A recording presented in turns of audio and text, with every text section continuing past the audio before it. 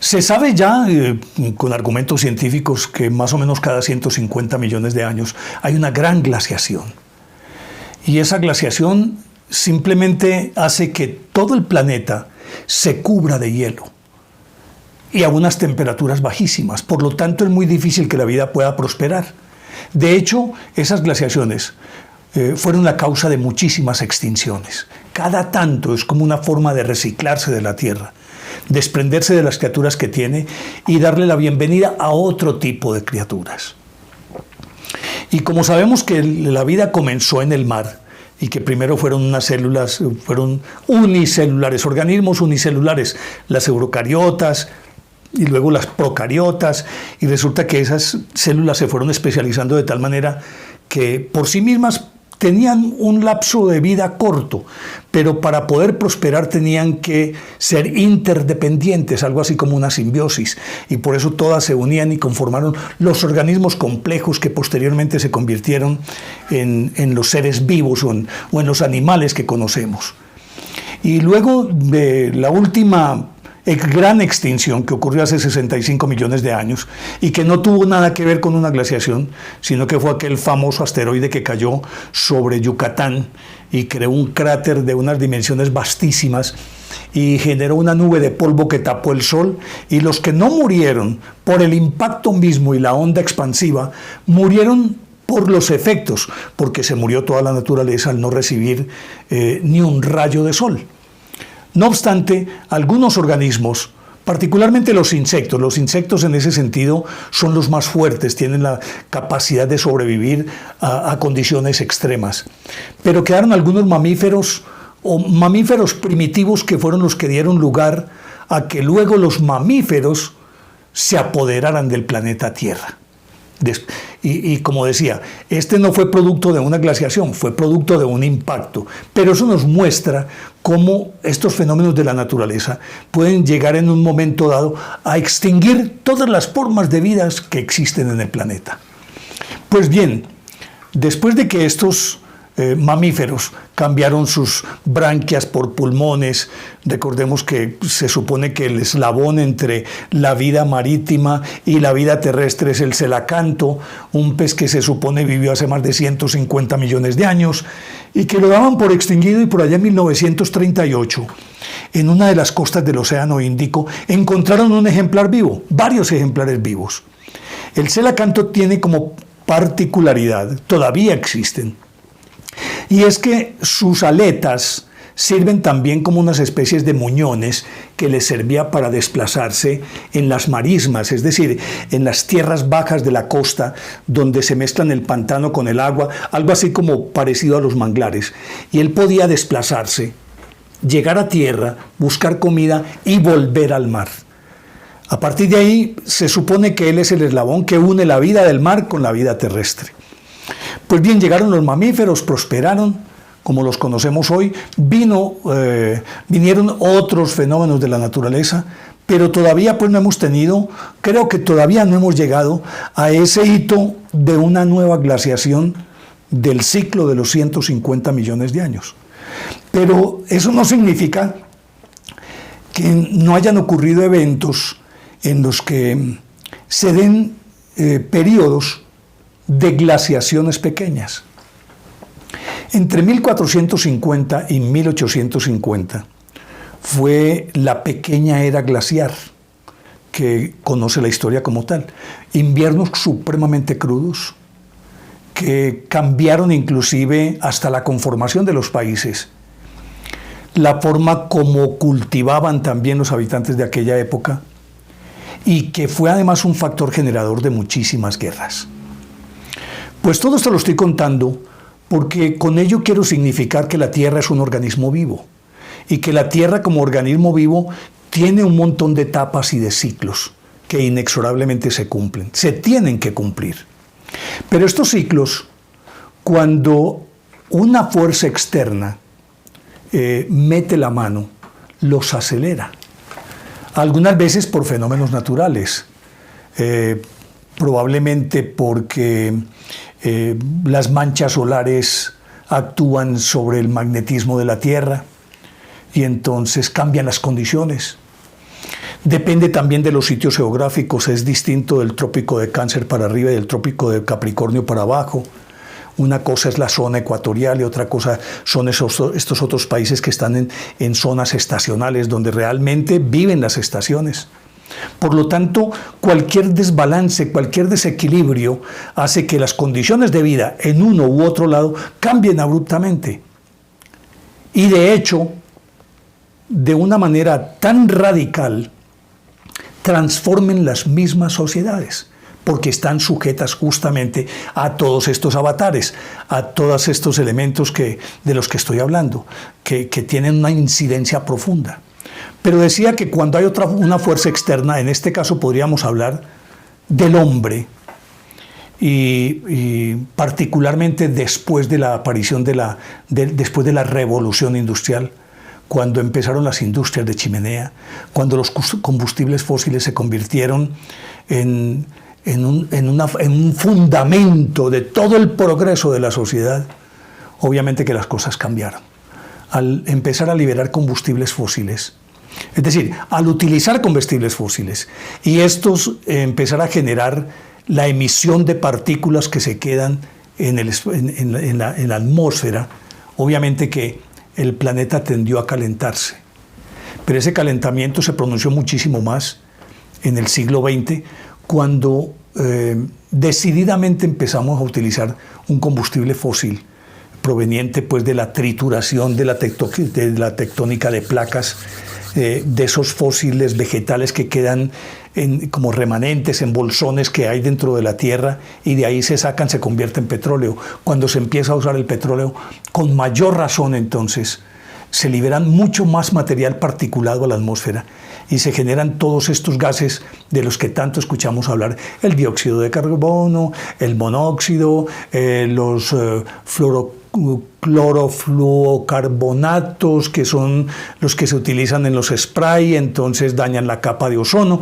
Lo cierto del caso es que llega un momento dado en que ese hombre, esa criatura tan supremamente insignificante, un ser, una criatura tan supremamente vulnerable, que no tiene las garras de un león, ni los colmillos, ni los dientes, los incisivos, ni tiene el ojo de águila, ni tiene veneno como las serpientes, ni tiene una gruesa capa de grasa bajo la piel para preservarse del frío. Ese hombre, el más vulnerable de todas las criaturas que existen en el planeta, se convirtió en el amo y señor a partir de la inteligencia, de la capacidad de abstraerse, de diseñar y tener la posibilidad de ejecutar a partir de un cerebro mucho más desarrollado y de unas manos que se convirtieron en instrumentos para hacer herramientas y para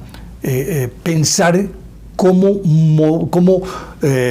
avanzar con la tecnología para la solución de sus propios problemas. Ese hombre vulnerable, esa criatura, desequilibró absolutamente todo. Y lo desequilibró de tal manera que tiene en riesgo de desaparición del planeta. Es una cosa que a uno lo sorprende, que lleguemos hasta esta instancia. Pero peor aún, en principio, sin entender qué era lo que pasaba, simplemente necesitaba confort, necesitaba comodidad, y hacía lo que supuestamente debía hacer: tomar todo aquello que necesitaba, potenciarlo y avanzar tecnológicamente para encontrar mayores logros que a su vez le proporcionaran más confort, más comodidad. Pero luego de observar que de alguna manera estaba influyendo en el clima y en otros elementos del universo, entendió que podía poner en peligro el planeta. Sin embargo, supuso que todos los recursos eran ilimitados. No quiso entender que el agua que tenemos en el planeta en este momento es la misma que existía hace 4.500 millones de años, cuando se creó la Tierra, o cuando se formó la Tierra. No entendía que todos esos árboles que talaba eran también un recurso limitado, No, lo que importa es el confort. Y luego viene la industria eléctrica, viene todo esto que conocemos. Y llegamos a una instancia en este momento que estamos asistiendo a algo que, aunque muchos gobiernos y los grandes, los más ricos del planeta, no quieran aceptarlo, aunque saben que están matando el planeta, siguen sin hacer nada simple y llanamente, porque están en función de atesorar más y más y más, de hacerse más ricos cada vez. Y los gobiernos que se soportan sobre ese empresariado que produce bienes y servicios, también se hace de la vista gorda. Desafortunadamente, todos aquellos países desarrollados, que son los principales emisores de material particulado que se libera a la atmósfera, lo hacen de una manera deliberada, pero son los países pobres, los llamados países pobres, donde están los recursos los que llevan del bulto. Y no han querido entender, y las muestras son muchas. Miren, se ha discutido que por qué desaparecieron los mayas. Todas las teorías, muchas de ellas hablan de una guerra devastadora, que se enfrentaron varias tribus y acabaron con ellos. Otros que simplemente hubo guerras civiles entre ellos y se mataron. No, ya se sabe que ellos desaparecieron porque agostaron los recursos naturales que tenían. Árboles, agua, vegetación, animales. Y terminaron casi que muriéndose de hambre. Igual pasó con la isla de Pascua. ¿Cómo es posible que ellos logren esculpir y montar esos moai, o sea, esas figuras pétreas con las cuencas vacías como mirando hacia el sol o hacia el cielo, que son gigantescas? Dicen, pero ¿cómo pudo desaparecer una sociedad como esas? Pues ellos devastaron la isla, la deforestaron completamente y dejaron la tierra cuarteada, pelada, y se tuvieron que ir. Y no tenemos que ir muy lejos en el tiempo. Haití, el problema de Haití es ese precisamente. Si comparte la misma isla con República Dominicana, ¿por qué República Dominicana tiene recursos naturales y Haití no los tiene? Porque los haitianos acabaron con todos sus bosques, con toda su vegetación. Sí, es un país pobre y tenía que echar mano de la leña para poder hacer los alimentos, pero acabaron con todo. No tienen nada. Por eso es el pueblo más pobre, uno de los más pobres del mundo, pero sí, a ciencia cierta, el más pobre de América. Por eso precisamente. Sin embargo, seguimos pavoneándonos con todo este confort y todo lo que está aconteciendo. Y si ustedes recuerdan en capítulos anteriores, venía contándoles o diciéndoles que estamos asistiendo al advenimiento de una nueva era, la era de Acuario. Y les decía que todos los avances tecnológicos, todo lo que tiene que ver con energía eléctrica, con electrónica, con rayos láser, con todo esto, nos caracteriza esta nueva era como una era de luz, de la luz. Y recuerdan que en un programa anterior también les hablé de Prometeo, que le robó el fuego a los dioses y se los dio a los hombres. Y resulta que ese fuego que le robó a los dioses, si bien es cierto, le ayudó al hombre a llegar a donde está hoy, también fue un instrumento o una herramienta para su propia destrucción, que es lo que estamos viendo en este momento. Justamente por todos esos avances y por los requerimientos para que esos avances se den, es por lo que el planeta está como está en este momento. La deforestación es una cosa trágica. En Colombia se acaba de presentar un incendio aparentemente provocado y está destruyendo uno de los santuarios nacionales. Más de 17 millones de hectáreas destrozadas por el fuego y por tala en Brasil. Y por esa tala, por esa deforestación, entonces se desequilibra el clima. Y el clima se desequilibra porque todos esos árboles servían para liberar gotas de agua que van a la atmósfera en el fenómeno que se llama evapotranspiración. Y es que el agua sube a las nubes y en un eterno retorno baja, nutre la tierra, vuelve a subir por los árboles, vuelve a las nubes. Eso es lo que nos da vida. Y hemos limitado ese recurso. Pero si aparte de eso, que ya los árboles no están generando esa evapotranspiración y no está ocurriendo ese intercambio en las nubes que nos permite regular el clima, entonces, como eso no se está dando, hay un desequilibrio. Y el desequilibrio aumenta en la medida en que sigamos deforestando. Y tenemos que deforestar para poder alimentar a esta creciente población. Y para alimentar a esa creciente población, entonces tenemos que irrigar los campos con el poco de agua que nos queda. También se los conté en un programa anterior, que el 97% del agua que existe en el planeta es salada, el 3% es del que disponemos, pero de ese 3% el 1,5% es agua freática, está bajo la superficie o está en los glaciares, y solamente tenemos 1,5%.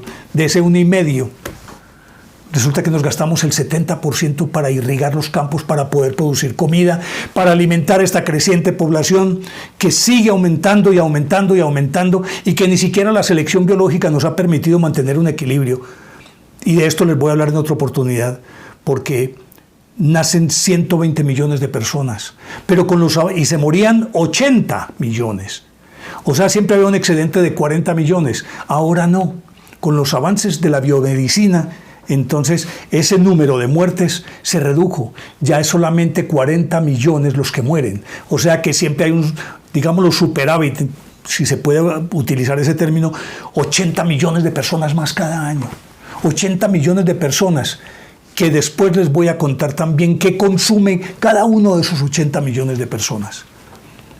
Y todo ese desequilibrio es el que ha generado el que haya un tsunami aquí, haya una inundación aquí y a todo el frente una sequía, que en Australia, en menos de 100 kilómetros, haya toda una llanura inundada y a los 100 kilómetros un incendio forestal de vastísimas proporciones. ¿Cómo pudo uno entender eso? Cuando yo estaba pequeño, hace muchísimos años, teníamos la fortuna de decir que estamos en verano o en invierno. Entonces el verano comenzaba para nosotros en la zona ecuatorial. Aquí en Colombia empezaba diciembre, enero y febrero. Sol, delicioso. Y yo vivía en un pueblo y era la época en que no salíamos de los charcos. Eran 3 meses nadando en los charcos, brincando por las piedras, por todos esos ríos deliciosos. Marzo, abril y mayo, lluvia. Junio, julio, agosto, sol. Septiembre, octubre, noviembre, lluvia. Y eran 3 meses, es decir, sí teníamos un régimen estacional de lluvias y de verano, por decirlo de alguna manera. Verano e invierno. Ya no. Ahora decimos, entra el invierno. ¿Cuál entra el invierno? Ahora tendremos días de lluvia que pueden durar inclusive algunas semanas. Pero no podemos decir que estamos en invierno o estamos en verano. Y tendremos días de sol. Pero no podemos decir que vamos a tener un verano largo. No. Ya no sucede eso. Agravado además por los fenómenos del niño y de la niña. Resulta que las aguas, el mar del norte, muy, muy helado en las cercanías del Ártico, esa agua empieza en su ciclo, se hunde dentro del mar y se forma una corriente submarina que va bajando por todo el Pacífico. Y resulta que empieza a ascender cuando llega al Índico, y en el Índico comienza a calentarse, y cuando vuelve al Atlántico ya ese mar está caliente. He ahí el fenómeno del niño. Pero se da la contrapartida, que se calienta y se llega a enfriar de tal manera que se convierte en el fenómeno de la niña. Y ya sabemos que eso se da de manera cíclica. Ciclos que se han ido acortando precisamente por la acción del hombre. Y esa interacción de esa agua caliente con el aire frío, porque de aquí genera aire, ese aire sube caliente, se encuentra con otra corriente fría arriba, empiezan a girar una corriente alrededor de la otra, como si estuvieran en una licuadora. Y ahí se forman los tifones, monzones, ciclones, huracanes, tornados, todo se forma ahí y cada vez de manera más frecuente e inusual. La época de huracanes está empezando mucho más temprano. Si no, miren lo que acaba de ocurrir en Filipinas, el tifón que devastó a buena parte de Filipinas. Y todo eso hace que la vida en el planeta se desequilibre y mientras tanto nosotros seguimos como los reyes creyendo que esto es inagotable. Y no es así. Todo esto que está ocurriendo es el advenimiento de una nueva era, es un parto. Y este parto es doloroso. Tiene que ser doloroso. Es un alumbramiento. Y si es un alumbramiento se puede esperar tiempos mejores. ¿Pero a qué precio? Después de todo lo que hemos visto con la reunión en Escocia del planeta, el G26 o algo así por el estilo, la cumbre de Río, la cumbre del Cairo. Y sí, hay que bajar el consumo de combustibles fósiles, sí. Pero ¿quién le pone el cascabel al gato? Ese es el problema. Nadie le quiere poner el cascabel al gato. Y por más que los ciudadanos comunes y corrientes gimamos, protestemos, digamos lo que digamos, estamos a merced de los poderosos. Eso en principio. Y quizás por eso mismo viene una cierta resignación de la gente. Pero también es una posición muy cómoda, porque todos sabemos que cada uno sí puede hacer algo por el planeta. Si reciclamos bien, si ahorramos agua, si dejamos de usar los automóviles o los carros. En fin, cada uno puede hacer algo. No para revertir todo lo que ha ocurrido, pero de cierta manera sí por lo menos para detenerlo un poquitito o rebajar un poquito. Lo que está ocurriendo en el planeta en este momento es algo que en los anales de la historia de la humanidad no había ocurrido. Y que creo que si logramos sobrevivir a esto,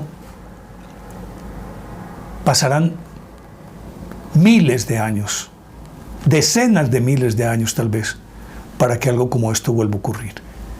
En este momento, nosotros hemos empujado a la naturaleza a que ella empiece a desquitarse de nosotros, porque ella también, como organismo vivo, se defiende de sus parásitos y nosotros somos los parásitos.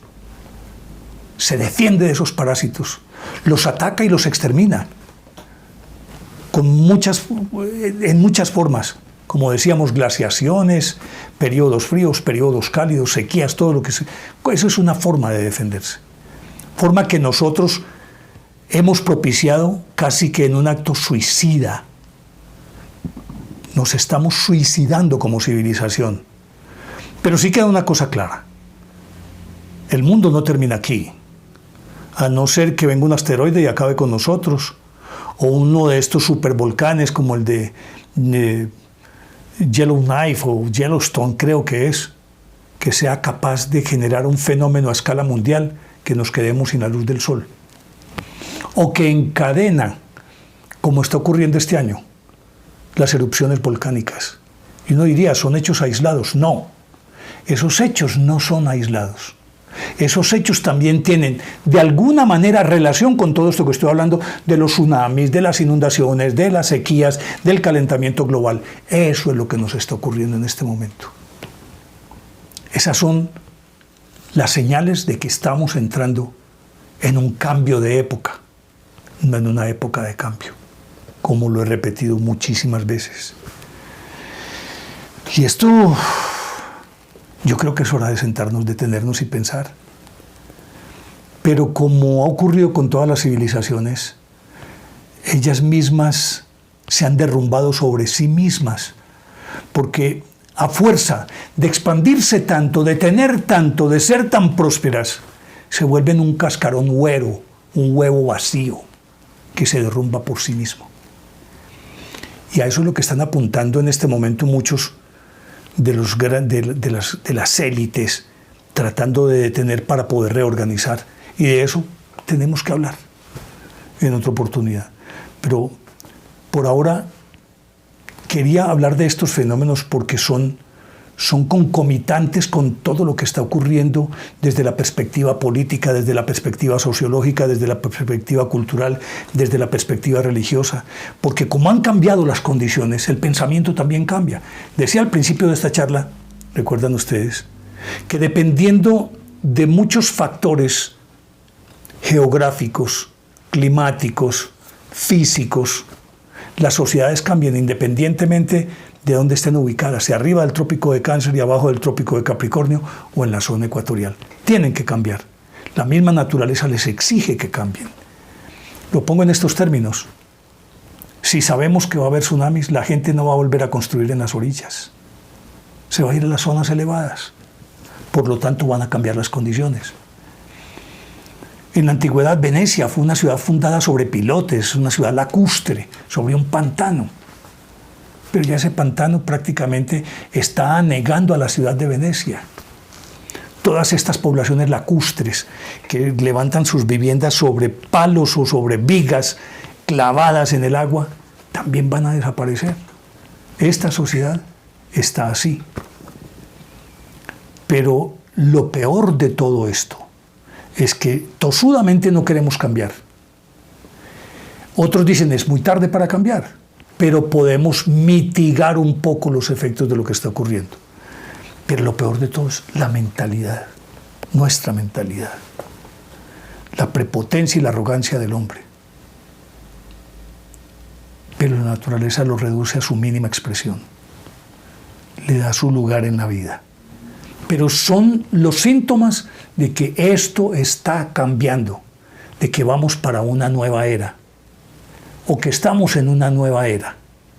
Y esa nueva era trae sus propias condiciones.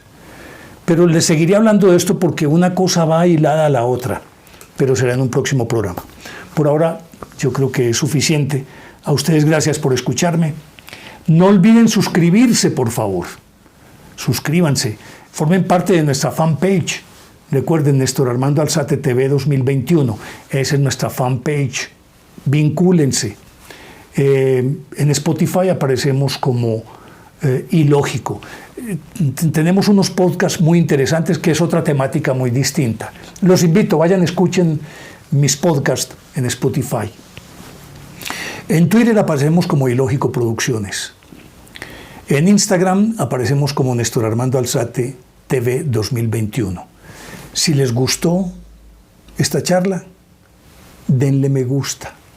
Activen la campanita para recibir notificaciones. Y les dejo simplemente una pregunta. ¿A ustedes les parece lógico lo que está ocurriendo o es ilógico?